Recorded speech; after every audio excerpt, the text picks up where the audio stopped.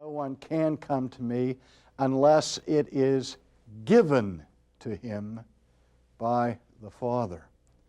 Earlier in the text, he talks about no one can come to me unless the Father woos him or lures him, although the word that is used there is the word that in most dictionaries translates by the English word compel. It's not just an external enticement like trying to lure people to come to him.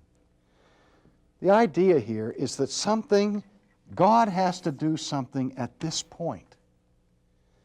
God has to enable a person to come. That's the key point. That we, according to the doctrine of total depravity, have lost our natural human ability to come to Jesus. We still make choices, but we make our choices according to our desires. That's the essence of freedom, to be able to choose according to your own desires or inclinations. But it's a double-edged sword. Not only are we free in the sense that we choose according to our desires, but we cannot not be free at that point.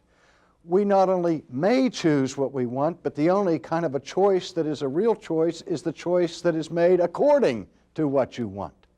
And so we're all still free people in the sense that we can do what we want. But that's not the royal liberty of which the New Testament speaks.